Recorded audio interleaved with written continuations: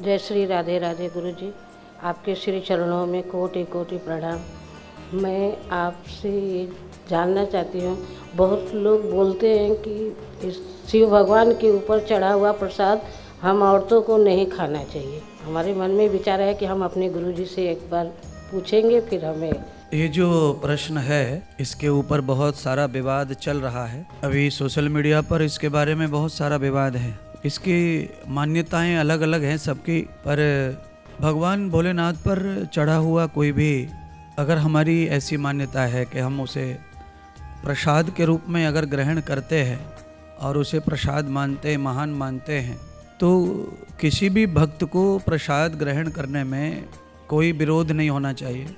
भगवान का चढ़ा हुआ प्रसाद, चाहे शिव जी हों, कृष्ण हो, राम हो, उनका स्पर्श, उनकी छाया का प्रसाद जब हमें प्राप्त होता है तो सबसे पहले तो हमारा विश्वास जो है बहुत बढ़ जाता है। एक छोटा सा टुकड़ा भी हमें मिलता है प्रसाद का, तो हिंदू धर्म में तो प्रसाद की बहुत मान्यता है। अब प्रश्न है कि स्त्रियों को नहीं खाना चाहिए।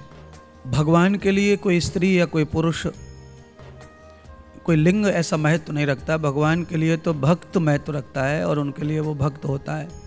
और मैं चाहता हूँ कि समाज में अगर इस तरह का कोई भेद है, अगर कोई शास्त्र है, तो शास्त्र को भी उसी तरह हमारे सामने, समाज के सामने रखा जाए विद्वानों के माध्यम से, कि उसमें ये स्त्री पुरुष का जो भेद है वो भेद कम से कम भक्ति में, भगवान के प्रसाद में, पूजा में ना हो, क्योंकि सबको कल्याण करने का अधिकार है।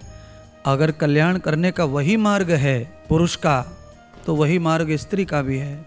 अगर हम केरोसिन की गोली खा लेते हैं तो थोड़ा बुखार शांत हो जाता है, तो उसमें ऐसा गोली के ऊपर लिखा आता नहीं है कि ये लेडीज के बुखार की है और ये जेंट्स के बुखार की है। बस उसे फीवर के लिए बनाया है, पैरासीटामोल का उसमें कंटेंट डाला है, तो वो जो भी मनुष्य के रूप में शरीर है वो ग्रहण करेगा, उससे उसे लाभ प्राप्त होगा।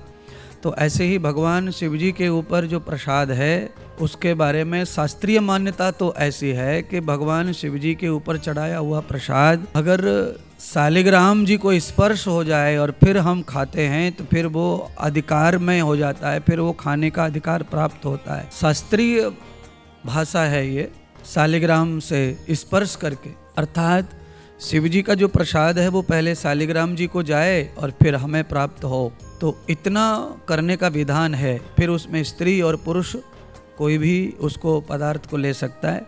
और अब शालिग्राम कहाँ से लाएं, शालिग्राम कौन सा है, क्या है, तो वो शालिग्राम का मतलब है कोई भी एक मान्यता का ही पदार्थ शालिग्राम होता है। आप शालिग्राम के रूप में कोई भी पाषाण स्वीकार कर लेते हैं, किसी भी सरिता का, किसी भी नदी का, तो आप उसे उसी भाव से अगर जब देखते हैं तो फिर आपको वह अधिकार प्राप्त हो जाता है। और वैसे ये बताने के लिए मैंने बताया जिससे कोई विवाद ना खड़ा हो, क्योंकि शास्त्रीय बात भी बताना आवश्यक है। पर ऐसी स्थिति में शालिग्राम जी का नाम भी ले लिया और ग्रहण कर लिया तो स्त्री पुरुष दोनों भगवान भोलेनाथ का प्रसाद भोग सकते हैं, ले सकते हैं। प्रसाद तो प्रसाद ही होता है।